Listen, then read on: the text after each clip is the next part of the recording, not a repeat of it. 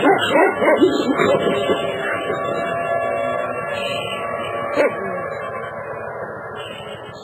listening to the Hour of the Time. I'm William Cooper.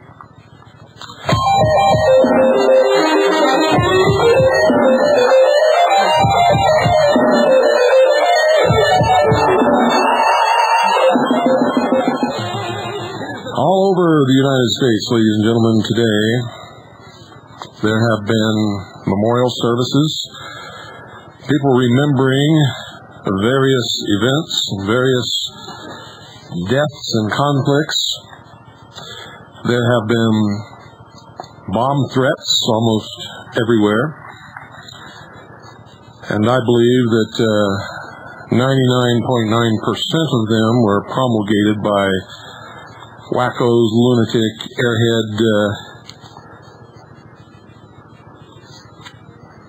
no account nothings in an attempt to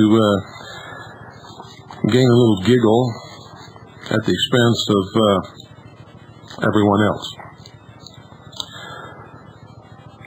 At least one of them apparently is serious, and that is Texas City, where they have already found at least 2 of the promised 3 fake bombs. And of course the caller said that there would be at least 3 that are real. And I sincerely hope that that is not true. I hope nothing blows up, and I hope no one is hurt.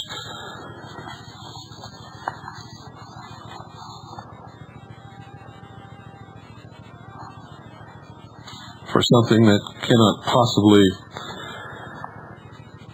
gain anyone anything whatsoever. Most of the memorial services and remembrances across the country have been of the victims of the bombing of the Murrah Federal Building in Oklahoma City. And I think every one of us have paused at least once or twice today to remember those victims and to say a prayer on their behalf and to sincerely hope that nothing like that ever happens in this country again. I think that almost everywhere we turned today, and certainly on all of the news media, that event was brought home to all of us. And almost every official, from dog catcher to President of the United States, has had something to say about it. But something was conspicuously missing, ladies and gentlemen. And I hope to make up for that during this broadcast, during this hour, tonight. You see, the federal government, or at least members of the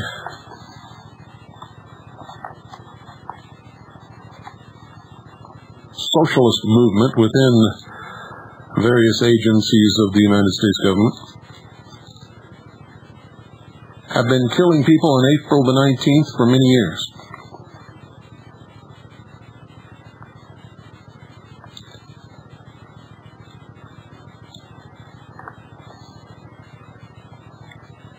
At least 4 that we know of. Excuse me, I should say 5 that we know of, possibly 6. And no one that I saw today, other than the memorial service in Waco, Texas for the Branch Davidians,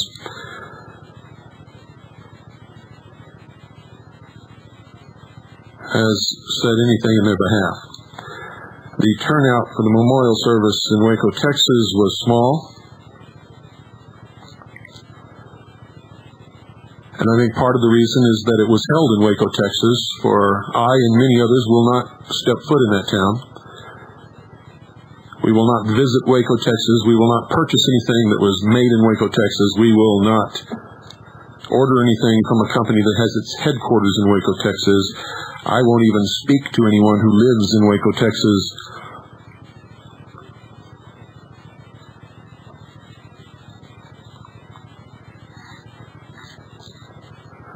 Unless they lived there before the massacre of the Branch Davidians took place. Simply because I was there, ladies and gentlemen. I was there on the scene covering the events in Waco, Texas on this broadcast. It was this broadcast that warned the world. Oh, there were some local Texas stations covering the event, but by and large they were acting as the lackeys of the Federal Bureau of Investigation and the Bureau of Alcohol, Tobacco, and Firearms, except for one, which was attempting to broadcast the truth. But it was all local. This is the only international broadcast that told the truth about Waco, Texas, and told it from Waco, Texas while it was happening. And I can tell you that the citizens of Waco, Texas, in my estimation, every single one of them who were there during that time and who live there now, whether they were there during that time or not,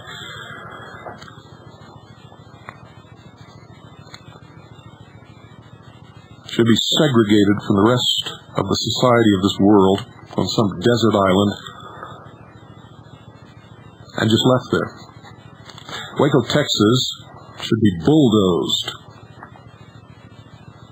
Chemicals should be sprinkled over the ground so nothing can grow there ever again.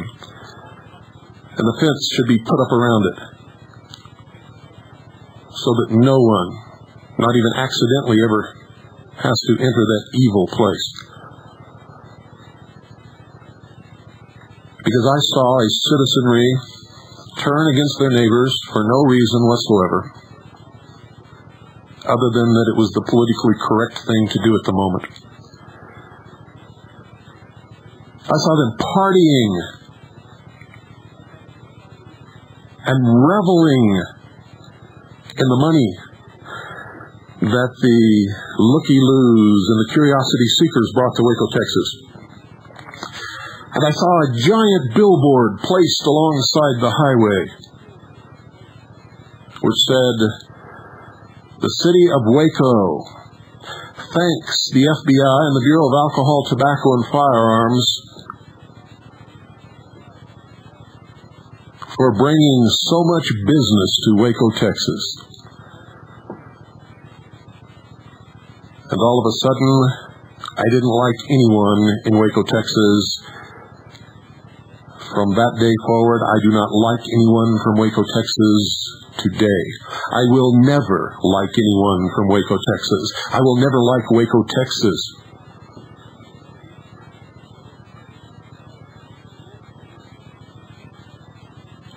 Those people showed me the evil that exists in the hearts of men and women without any help from any devil or anyone called Satan or anything else. It is there. And they gave it free rein.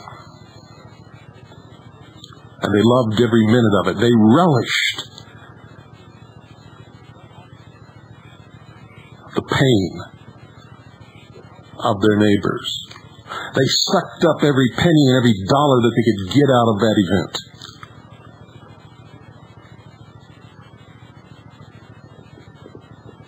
They demonized people that for their whole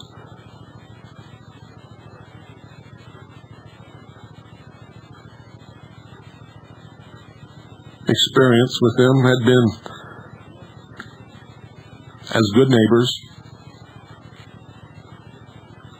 They hadn't caused anybody any trouble. The children were bright and happy, intelligent, and way ahead of the children who were taught in the public schools. They practiced their religion, didn't try to shove it down anyone else's throat.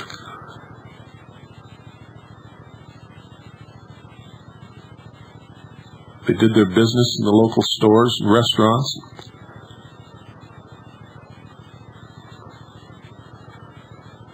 And contributed to the life of the community.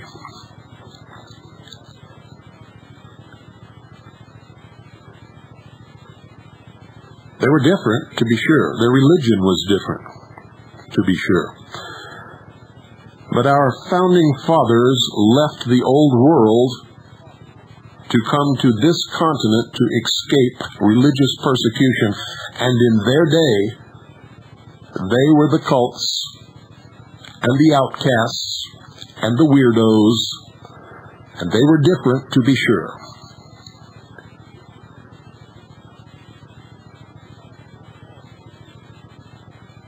They believed in something called freedom. They were revolutionaries. To their homeland, they were traitors.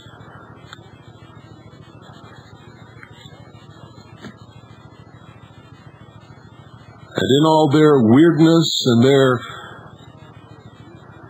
difference, to be sure, and even though they were wackos and extreme left-wing liberals and revolutionaries, and believed in some strange idea called freedom, they built the greatest and freest nation with the most prosperous citizenry, who had the greatest opportunities, and indeed have been the only truly free people who have ever lived in the history of the entire human race.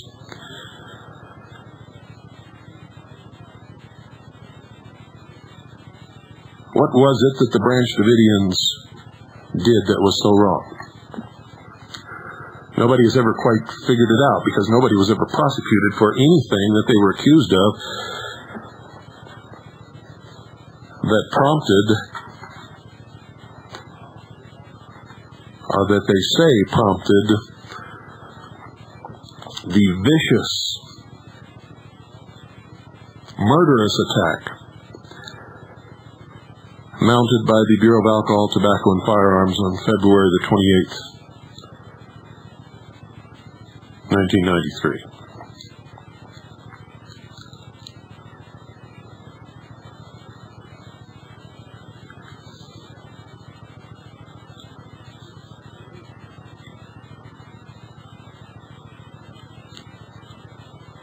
The affidavit of warrant that was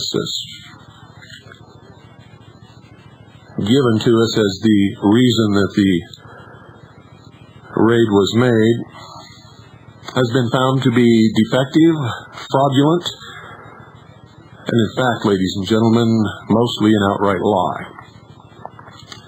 They had no grenades, although they had some materials that could have been made into grenades. They had no grenades. And anyone can buy any of those materials from surplus catalogs all across the country. I know at least 4 people in this town right here who have these hollowed out inert grenades sitting on their desk in their home as novelty pieces.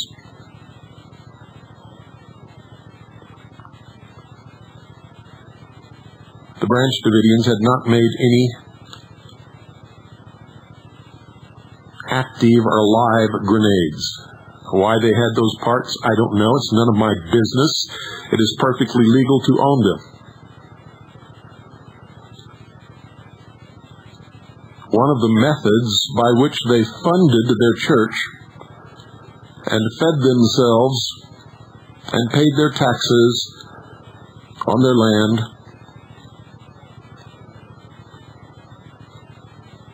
was through buying and selling guns at gun shows throughout the state of Texas and in a few of the surrounding states.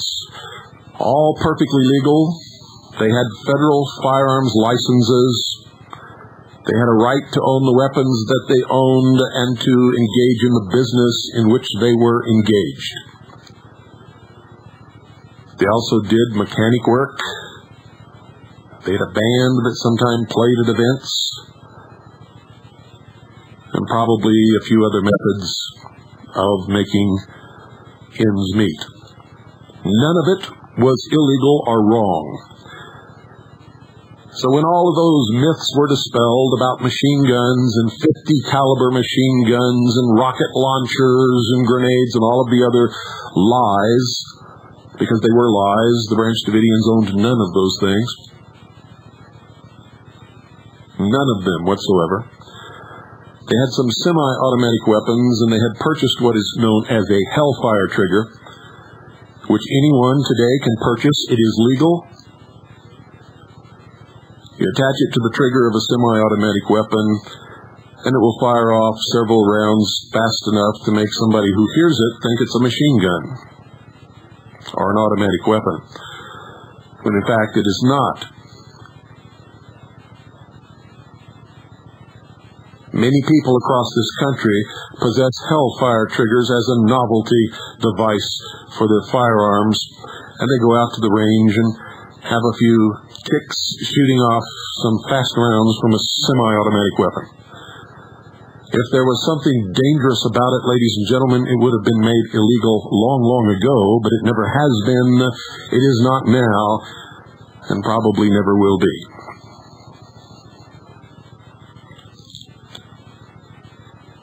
So then, what was the reason for the raid?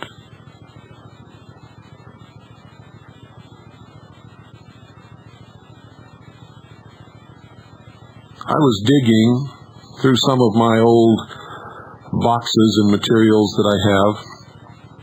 Several years ago, I was invited to speak at Wembley in London, England. It's a place where usually kings and popes speak, Nobel Prize winners, and the like. It was a great honor for me to be invited to speak at Wembley, and of course I accepted, and I did. While I was there, I was approached by some people whom I didn't know, who were English citizens, and at least one of them was from Australia. They belonged to a religious group, and they asked me to help them. I told them there's no way that I could help them because they lived in England and Australia, and there was nothing I could do in any way, shape, or form. But they gave me some of their literature, and they told me, in their exact words, this is what they said, quote, "They are after our children," end quote. And, quote, "They want our children," end quote. And, quote, "They want to take our children away from us," end quote. I didn't know who they were then. I did not read the papers that they gave me. I stuck them in my briefcase, brought them back to the United States, where they went into a box. Just the other day, I found them. And this was long before Waco, Texas. I wish now that I had paid more attention to those people because they were members of the Church of the Branch Davidian.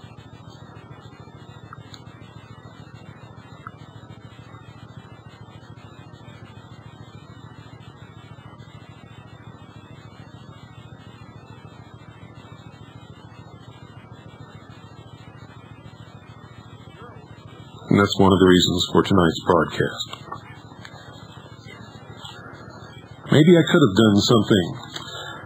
I am at a loss to think of anything that I could have done. I certainly could not have anticipated Waco, nor did I even know that there was a church called Branch Davidian in Waco, nor did any of these papers and flyers that the Branch Davidians in England and from Australia gave me while I was visiting London and speaking at Wembley.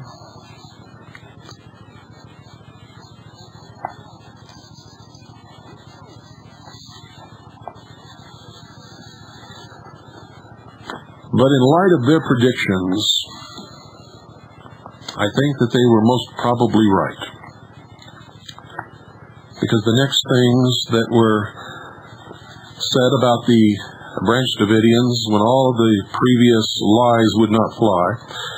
You see, Americans found themselves on February the 28th watching their television sets in utter disbelief as an agency of the federal government assaulted a church in Texas with guns blazing, helicopters firing down through the roof. And then we watched in utter amazement as these people bravely took up arms in defense of themselves and their church.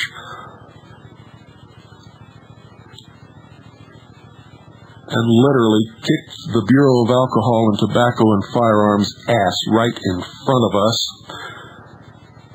And we saw them with hands in the air backing away from that church after 4 of their number had been killed and many others wounded. In the initial assault, when they piled out of their cattle cars and began firing at the Branch Davidians through the walls, while 3 helicopters came over the horizon and began firing down through the roof, a very, very brave David Koresh, in the face of all of this fire, opened the front door of the church and stuck his body half out as a target, waved his arms, and pleaded for them to stop, saying, "There's women and children in here. Stop. Don't shoot. Stop. Let's talk about this. Please. Don't do this. There are women and children in here." They shot David Koresh in the stomach. He was shot in the wrist. One of his friends standing close to him, behind him in the doorway, was shot and killed. The Branch Davidians immediately slammed the door and grabbed their weapons and defended themselves and their women and their children and their church and their rights, as all Americans have done when attacked in the history of this country.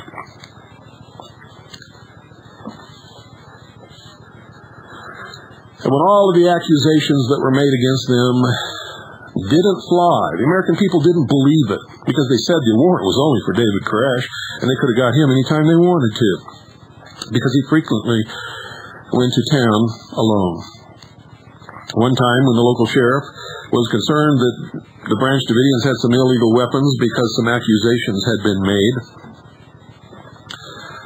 the sheriff called David Koresh, and he said he went right into town to see the sheriff.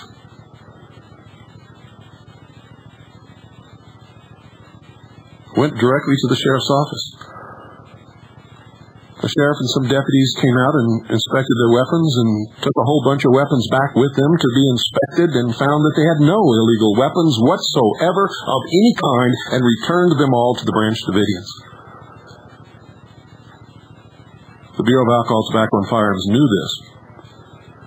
The same organizations that had made the accusations about the weapons against the Branch Davidians then began to make accusations that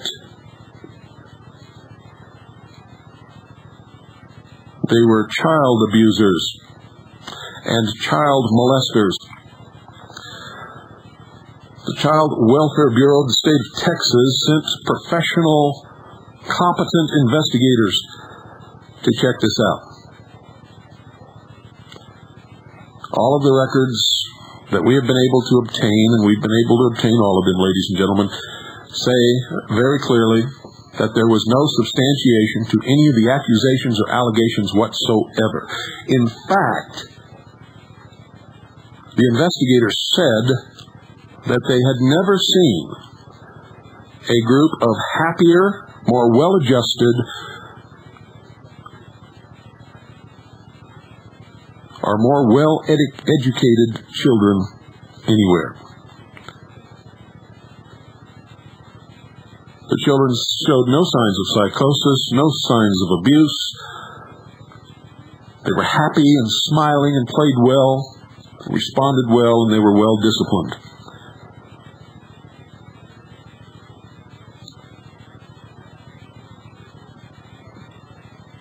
and they were well versed in the Bible.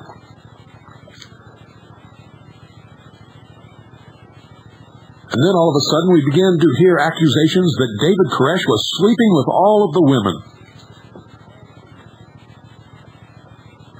That's really strange, ladies and gentlemen, because I think in every city in this entire country, every small town, every burg, every borough, every four corners, there's somebody sleeping with all the women. But nobody is assaulting them with guns drawn, firing, and helicopters firing down through their roofs, are burning them to death. So we know that wasn't it, because nobody really cares about that. That's their business. And if that's why they went after David Koresh, how come the Mormon Church is still in operation? If that's the reason to kill a group of people, to kill a church, kill a religion, then the Mormon Church would have been destroyed many, many years ago. And there are many towns in Utah and in the states around Utah where they are still practicing polygamy, ladies and gentlemen. And who cares? They have to answer to God for their actions, not me. And if they're not hurting the person or property of anybody else in this world, it is none of my business, and it is none of your business. If they are consenting adults, they are acting within the law, whether it violates your moral principles or not. And the United States government, in the person of the Federal Bureau of Investigation or the Bureau of Alcohol, Tobacco, and Firearms, had no business whatsoever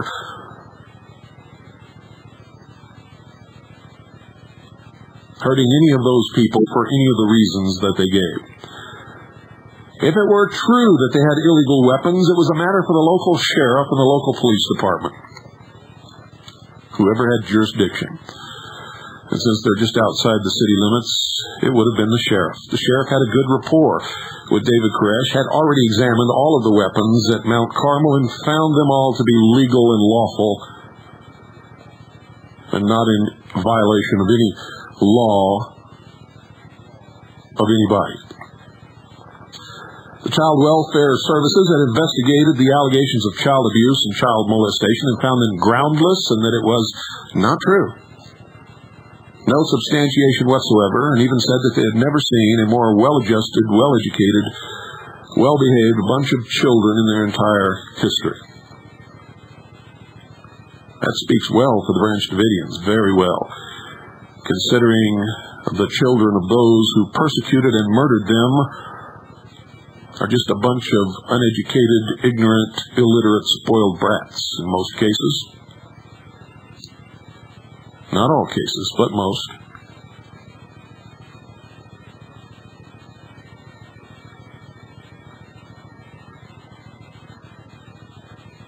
And as for the allegations of grown men sleeping with grown women, who cares? And if there were allegations of grown men sleeping with teenage women, if that is their religion and they're all in that religion consensually, who cares? How many states in the South say it's okay to sleep with a 13-year-old girl? I know that there is at least 2, ladies and gentlemen, and in some cases the law turns its head in those states for girls much younger.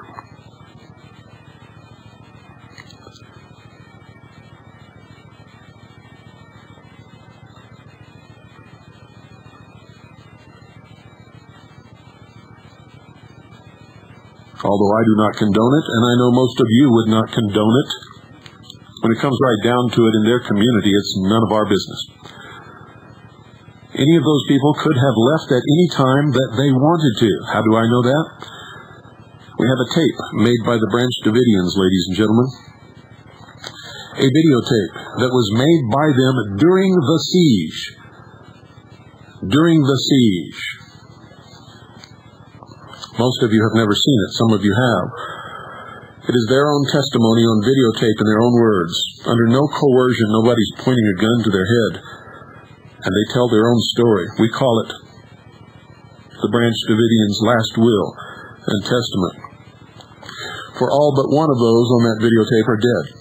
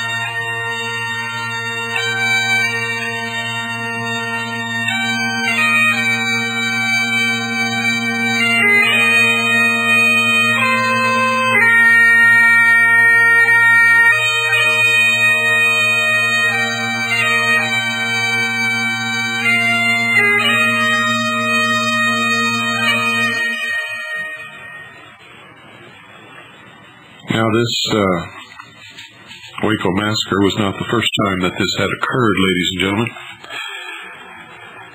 It had occurred several times before, once in another religious community in a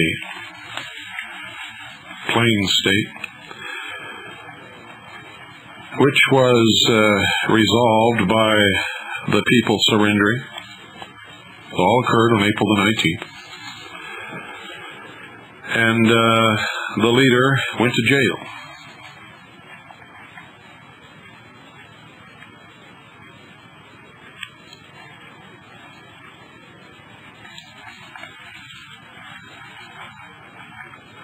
And I'm not going to get too deeply into that because nobody was killed, nobody was shot, nobody was anything. Thank God.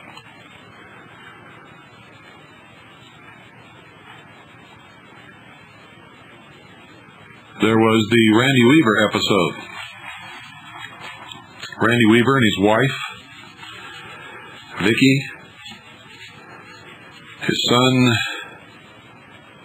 and 3 daughters, one of whom was only a small baby.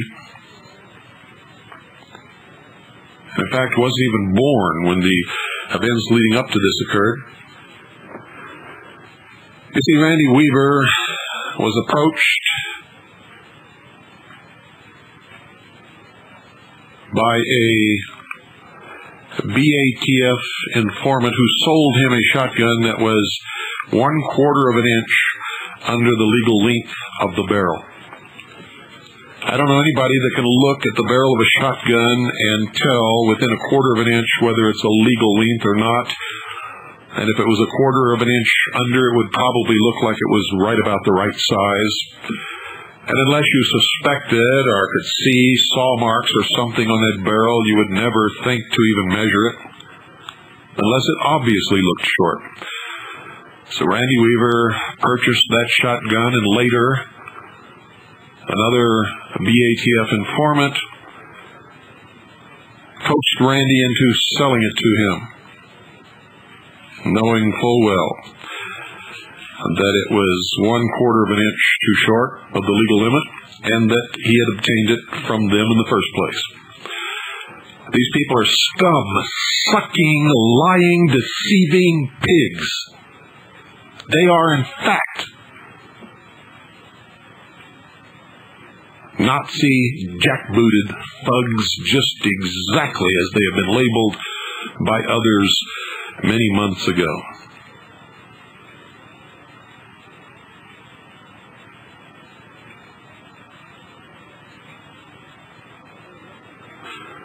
So they arrested Randy Weaver and took him into jail and told him that if he would agree to be a spy on his neighbors, they would reduce the charge to a minor charge and put him on parole for a certain period of time, which means he would have to cooperate, or they could just get him for violating his parole, which means that they could say he did anything that they wanted him to have done and put him in jail. Randy Weaver said no, he wasn't going to spy on anybody. He wasn't a spy, he wasn't a rat, he wasn't an informant, and wasn't going to be. They told him if he did not, that they were going to put him away forever.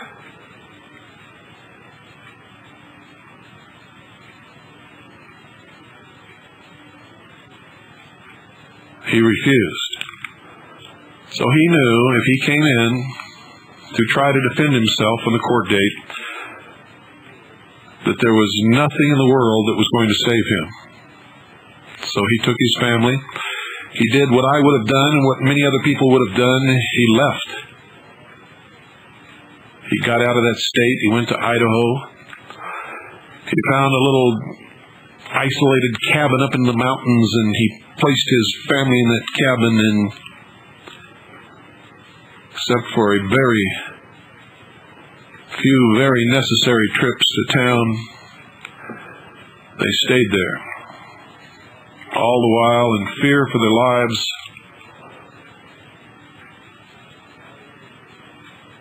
afraid of these Nazi jackbooted thugs who had vowed that they were going to put him away forever if he didn't cooperate with them. And then, on one fateful day, they caught up with him. They shot his son in the back and killed him. They shot his dog, his son's dog.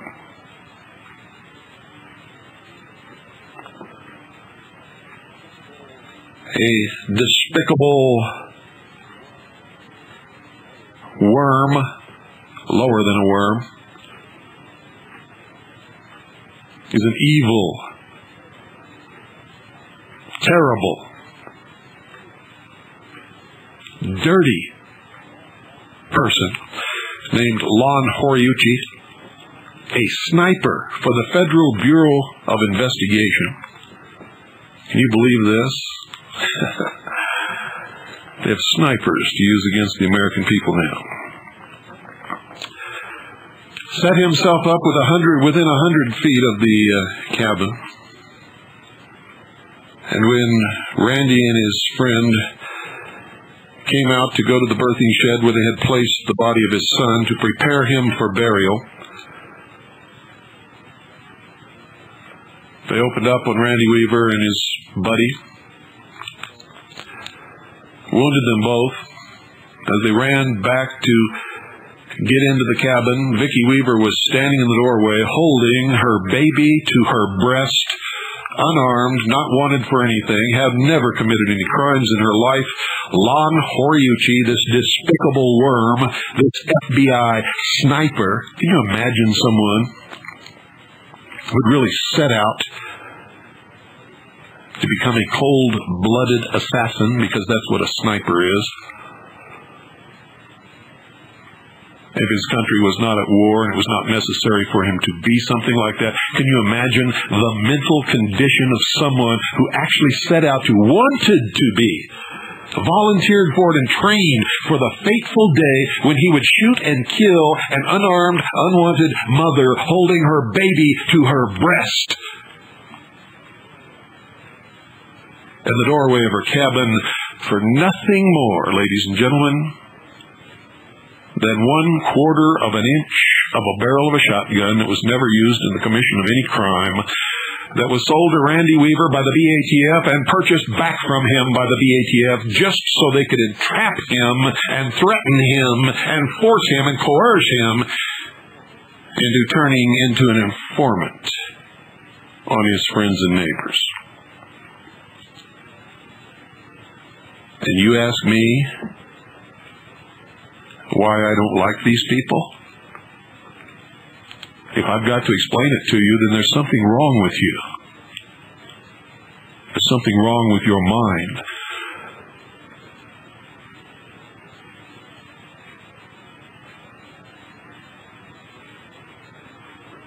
And then, ladies and gentlemen, just like they've always done in their history, they had filled a big rubber bladder full of fuel in a clearing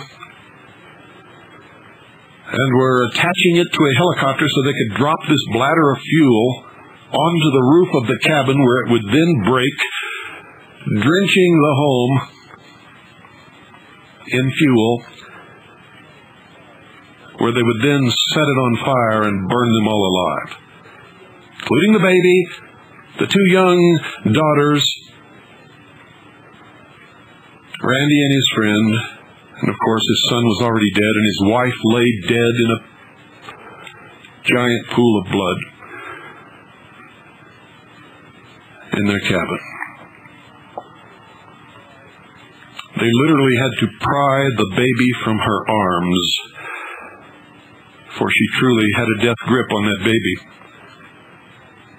And the last thing that she probably consciously did was to make sure that when she fell, that she was holding her baby tightly so that the baby would not fall and injure itself. And she made sure that she fell on her back so that the baby would be cushioned by her body, and then she died. And you want to know what I don't like about these people?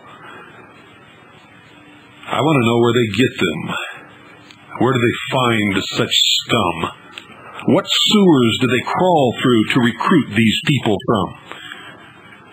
How do they justify to themselves, and I doubt if they do, I believe sincerely that they are selected from psychological examinations which tell those who are hiring them that they are true sociopaths and have no conscience whatsoever, will follow any orders that they are given, and will not even blink an eye.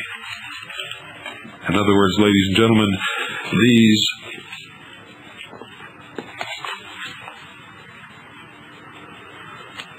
are excellent candidates for mental hospitals.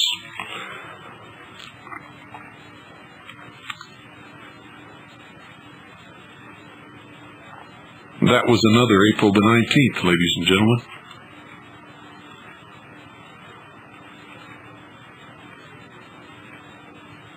And then there was the Oklahoma City bombing, which was carried out by the same people for the same reasons to serve the same agenda. It was the American Reichstag. The Oklahoma City Murrah Federal Building was blown up by the agents of international socialism. It was the American Reichstag.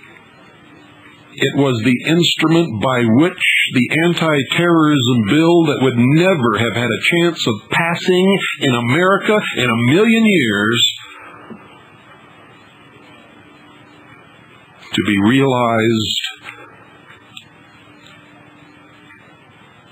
to be passed, to signal the death knell of the Bill of Rights and the freedoms of the American people. It establishes the police state. Recently, the director of FEMA was made a full cabinet member. The anti-terrorism bill provides for the merging of law enforcement into a national police force. It calls for a domestic anti-terrorism unit. It calls for phone taps on a massive scale. And many, many other things, ladies and gentlemen, that you have not the slightest idea of how badly it's going to affect your liberties. It is not meant to identify and cull out terrorists, domestic terrorists of any kind, for all of those laws have been on the books for many years. There is nothing that a terrorist can do that is not illegal, ladies and gentlemen. He can't even talk about what he's going to do with someone else without it being illegal, because it constitutes then conspiracy. No, this anti-terrorism bill and other legislation that still is going to be passed in the future of a more draconian nature will be aimed at the political opponents of socialism and the one-world totalitarian socialist state. In other words, you and I. Marx said peace is the absence of opposition to socialism, and that's really what this is all about. Why do you think patriots are being demonized in this country where patriotism has been revered since its inception? Why do you think the militias are being vilified when the militias are the entire and sole reason for the existence of this country? It is the militias that have fought all the battles on this nation's soil, ladies and gentlemen.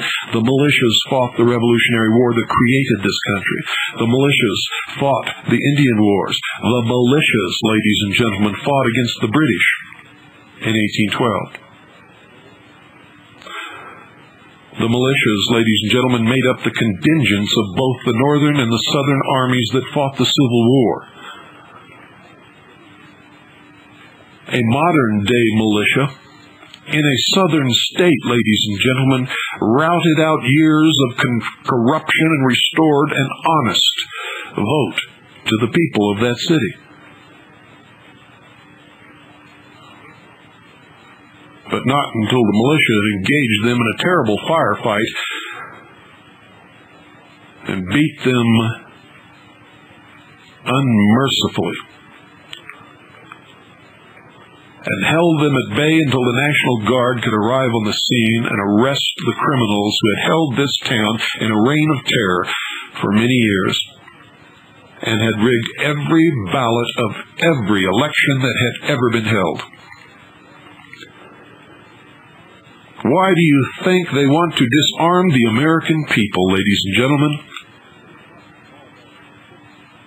Disarming law-abiding citizens does not prevent crime, and criminals do not obey the law. And in states where it is known that everyone carries a gun, there is very little, if any, crime. Many law enforcement officers have been saved by citizens with guns.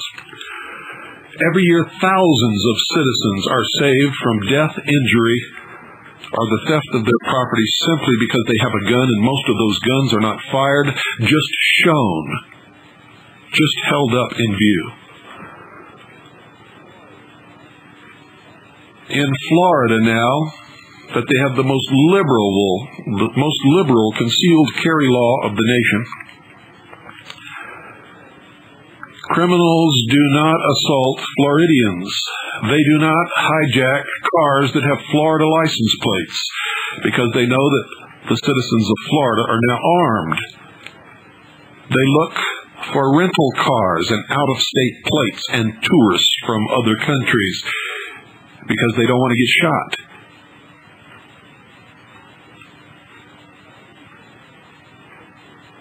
Why do you think these socialist, airheaded idiots have to constantly and consistently and blatantly lie every time they open their mouths? It's because they can't win any other way. I was sickened to death knowing the reason for the Oklahoma Mira federal building bombing and who actually perpetrated it and how. And believe me, we know that now.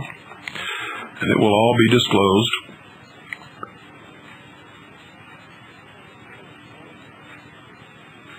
Knowing all of that, and knowing that the symbol of the perpetrators is one red rose, to watch them laugh and mock the citizens and the victims of the Oklahoma City bombing as they all trooped in for their memorial service after that bombing, handing them each a red rose, and watching Hillary and William Clinton sitting there holding that one red rose up to their chin and under their nose and displaying it so that every time a photograph was taken, it was taken with them holding that one red rose. And when he made his speech during that memorial service to talk about those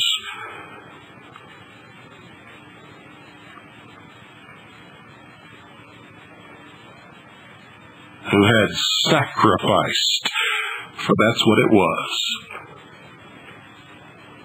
The spring human sacrifice of the old mystery religion of Babylon and ancient Rome and all of the pagan religions of the history of the world to ensure the fruitfulness of their endeavor and bless their new world order.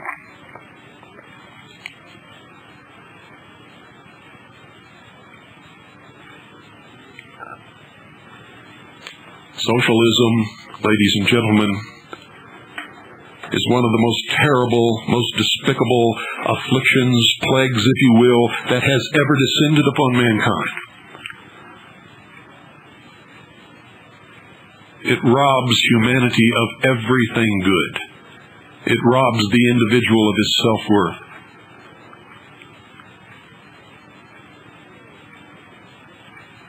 It takes away determination and opportunity. It makes everyone a victim and the state the great benefactor and protector of all of the slaves beneath it. Indeed, the government under socialism becomes the only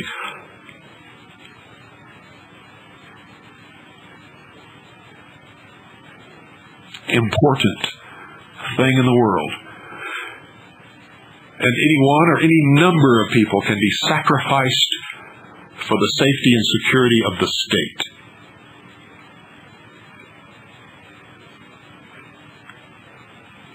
It amazes me that people buy into it. It amazes me that people don't understand that the only answer to the world's problems is a true inner spirituality.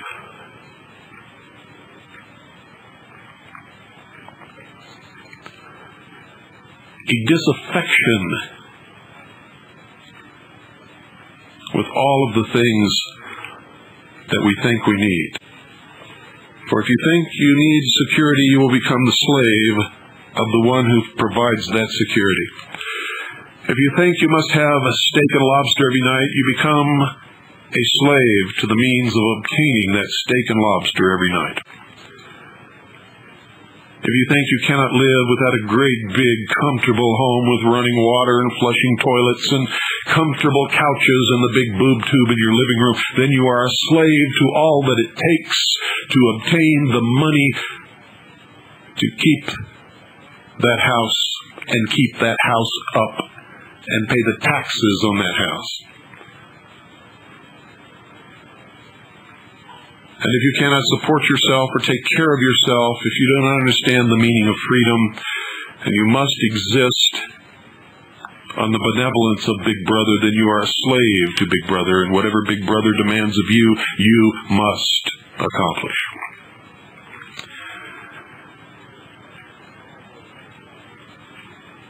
So for all those who have died on April the 19th, and all of the previous years, and this April the 19th is not over yet, ladies and gentlemen, do not stop praying. And because we've all caught on to it and what it means and what it brings and who's bringing it about, it is not inconceivable that a terrible catastrophe could still happen within the next several days. So maintain your prayer vigil and maintain your watchfulness and your personal security. If you are a known patriot or militia member, stay away from law enforcement or military and out of situations that could cause you to become embroiled in any kind of incident.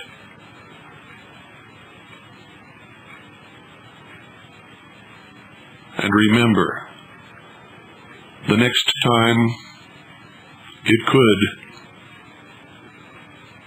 and maybe will be you. Good night, and God bless you all. Amazing grace, how sweet the sound that saved a wretch like me. I once was lost, but now I'm found. Was blind, but now I see. 'Twas grace that called my heart to fear, and grace my fear relieved. And for all of you who may be listening who are members of federal agencies, the military, or law enforcement, hear this and hear it well. There will never, ever be another Waco. And if you try it, if you live, you will seriously and forever regret it. That is a pledge of the American people.